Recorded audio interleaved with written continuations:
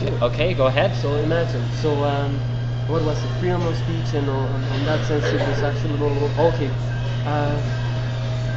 What was I saying? That give me a second. What was I saying? You were talking about the emphasis of freedom of speech as a tool. Okay, so then here it comes. So then it actually goes on. Anyways, that at some point, like imagine that when you have to feed your ideas in order to grow, and you're actually experiencing that as you go about, right? What you say, it's attracting a lot of attention, and that it's an interesting concept because you're being empowered with saying, if you make sense, we're going to basically change in some ways. It's going to encourage people to do a lot of things. When I started some of these movements, right, people making sense that they were not crazy about the way they were acting against society was very important, and they couldn't actually, many of them do it because they're afraid, right? They don't actually say that at some point. For example, we're living. People are hiding rights at some point to the extent that supposedly like public freedom, right? What it means that the public is, and the public space, what you're entitled to, right? You can piss on the public if you want to. You can have sex in the public. It's your area, right? At some point, you're actually coming about on how they're starting to censor all kinds of things in order to come to the point that you are not able to do some things because you're losing rights. You're being sold actually a lot of the rights that you would normally say. Anyways, freedom of speech. Liberated slaves and all that stuff. Now actually in reality too, it's like a lot of the problems that we're facing is that it's an industry that is actually at some point buying off human rights. For that, a lot of people are not realizing how far, that well, of the freedom of speech, the tendencies that people are taking about how denial and everything is important for people, to the point that if you're going to work in an industry that is mean, you have to be a soul of meaning. Okay, there you go. How I do know that I actually am a slave in this society. I had to take a license in order to, for the security guard thing. If you actually ever want to, there's something called the BST1, BST2.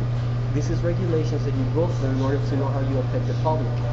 In that, the government makes sure that, let's say that you want to be a policeman, you have to go and take that course too. It's like it's part of the licensing of this authority in society, right?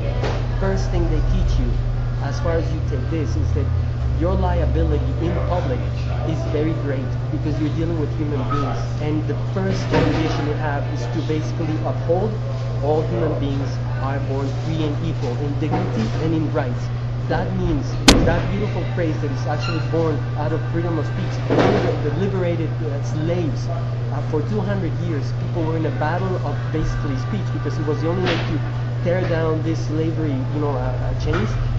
But after 200 years, speech liberated slaves. That was actually signed beautifully at some point after basically the power and the empowerment of freedom of speech and no censorship was there. At some point said we really forced, really big things in order to say you don't treat people like that because this is freedom of speech. Now, when you get licensed to this here in Canada, mostly too, where we're supposed to really be upholding the utmost of humanity, right? It is very important to realize that this is fundamental, right? That at some point you say, it's my survival. Now, when we're losing these rights of all of this, we're weakening the power of population to the point where we're not able to choose our humanity. We have to suffer in order to live. It's weird. At some point the message of I don't like my job gets through, right? And there is reason for it. We can change it because at least it's not censored, right? But imagine all of this television and everything is swamped by this massive thing that says no, employment is good. No, it's reasoned by employment. All kinds of things that we have to change. That's basically the job of freedom of speech. Because we don't even feel that, because even to get a job, you have to lie. The resume, it's a lie, and everybody knows it. But why can't we fucking, at some point it's like, I want to go to a job and ask them for references. What happened to the guy before me? Why can't you pay me this? I need to live with this. Why, you can adjust to me or fuck you, close down your fucking shithole, right? Because at some point you're saying, why are we taking so many things that are affecting our society mostly? Because at some point this is the way it goes, right? I told you, if everybody has to have a job, many times you don't even think about it. You just say, well, I have to have a job, I have to live, I need the money. You don't even question it, right? You're being detached out of any possibility. Sometimes everything, like imagine recycling, where we're only entering now an era where recycling is so fucking important. We have to take care of our fucking poop. You know what I mean? We have to kiss that, because at some point we're saying we're being actually grown. At some point, we're just wasteful creatures, right? At some point you're saying, and all of this is actually freedom of speech. But at some point you're saying, and two is that jobs, right? That I don't want to have a job where I'm going to have to go and take more land, or it's like we already have to first administer what we have, because as well, like we know we're administering people with the footprint, right? And we're administering people with so much for people also. It's like we already overrided the population limit, right? Like we're not able going to supposedly Earth cannot sustain us at many levels. Which population? The world population. The world population. Yeah, supposedly like if the Earth could only actually withstand like the survival of 3 billion people, right? Now I think we're at 6 billion. We were not supposed to get to 3, now we're 6. So I don't know the numbers, like I don't write, but that's more or less the concept that we are supposed to be here and we're dead. We're here. So at some point, like all of these questions at some point too is like, it's going to slingshot to us. All the denial, the social denial, third world countries, poverty, at some point is going to go back into people's faces, and we're going to take it as crime and rebellion and all that. It's a necessity, right? At some point, we're going to put so much pressure, right? And we're going to say, sorry, whether or not you like it, all this city is all nice, right? But there's tons of poverty here, and you're denying it. And at some point, it's just like, imagine the way we used to treat poverty in Canada was with dignity. Again, another right. Now it's gone. Basically, poverty is, it has to be exploited. Make it crime. It's a lot better.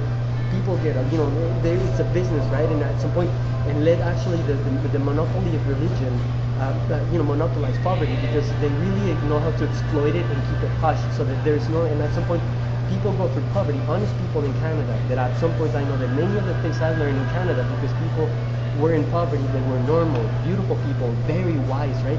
And you're actually, you're bunking in the Salvation Army for months with the wisdom of a person, right? And that is an experience of a lifetime, because all of that is passed to me. And it's because of free time. Because at some point I rejected the fucking stupid structure of work, and I said, so it's not my fault. I love to work again, but fuck you. And I actually ended up in poverty, and poverty is gold in Canada more, because dignity people, a lot of people say, Canadians, this is, many of them, they live in these environments from the beginning, right? And I just want to live every day. They are beautiful. You don't have any idea what you have an idea how much they get. Now, what happens is a new change because of freedom of speech, right, and all decline all that. Now poverty is being exploded. It's going to be basically upgraded to crime or to criminals, right? And all of it because it's more profitable. Also, as well, like religion. All of the people that they actually hire is through religion. For many, at some point they have anything, right? So their employment, they're all kinds of things. They're a monster. Now they go into Salvation Armies and they hire monsters. They're racist.